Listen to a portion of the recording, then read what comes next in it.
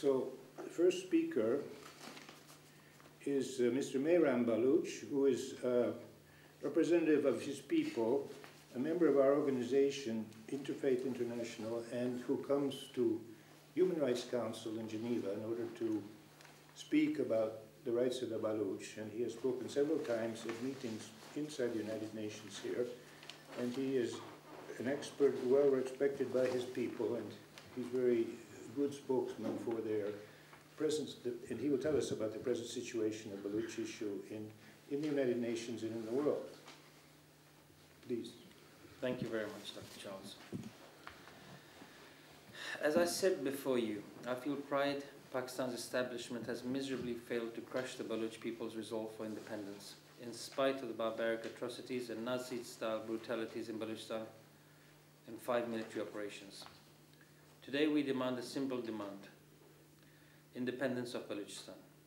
Balochistan's history of struggle against British colonial rule did not stop with the departure of the British from Balochistan. It is an irony that though Balochistan gained independence separately from India and Pakistan on August 11, 1947, we were deprived of our short-lived freedom on March 27, 1948 at gunpoint. Balochistan landed in double jeopardy. Since then, as a military of the state of Pakistan, which in itself is not a very legitimate organization, became masters of my land, Balochistan. I mean, an imperial power let us go, but we became neo-colony of a client state. Many believe we were better off under London more than 60 years ago than we are now under Islamabad. In the West, there is talk about David and Goliath struggle. The heroic struggle of my Baloch people reminds me of just that. My salutes to the fallen heroes, including Nawab Akbar Khan Bukti, Waja Ghulam Mohammad Baloch, Lala Munir Baloch, Sher Mahmud Baloch. My salutes to Hamid Baloch, who was hanged on June 11, 1981 in Pakistani Gestapo, the infamous Much jail. Exactly on the same day, 29 years later, the same spirit of liberation sees 2 more Baloch youths, Abdul Sattar Baloch and Bibrak Baloch, were martyred in Khuzdar on Friday, June 11, 2010. The 2 martyrs were not even born when Hamid Baloch was sent to the gallows, but have followed his footsteps of eternal glory. I feel good we have not only talked the talk, but we have walked the walk. Not a day goes by when I do not remember my beloved brother Balach Mari, who too followed the path of martyrs and blazed the trail for me and tens of thousands of Baloch men and women that if they want to see a better future for themselves and their coming generations, there is no way out but the difficult road of struggle, tears and blood. Herein lies the national salvation of the Baloch people. I am fully aware the struggle for independence of Balochistan is not a bed of roses. It never was, it never will be. We are confronted with the world's 4th largest military, one armed with nuclear weapons. It has a budget of $5 billion per year. Still, Pakistan is a small fry. Even far more powerful armies could not silence the calls for freedom. I do not think there is any other independence struggle today that is as potent and as promising as the heroic struggle of the Baloch people against an alien occupation force.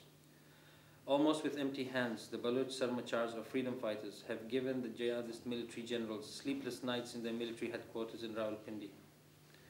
In spite of multiple challenges, the Baloch have successfully convinced the Punjabi colonizers that Balochistan is the land of the Baloch, so it belongs to the Baloch. I am delighted that the colonizers are leaving Balochistan in tens of thousands. That is a victory for the Baloch people. I have 2 simple demands to make today here in Geneva.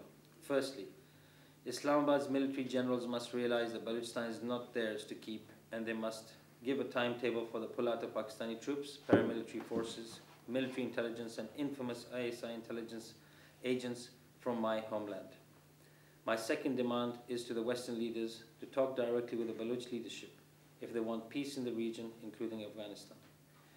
This course of action is in the best interest as well as the lives of tens of thousands of the young men and women that are at stake in Afghanistan.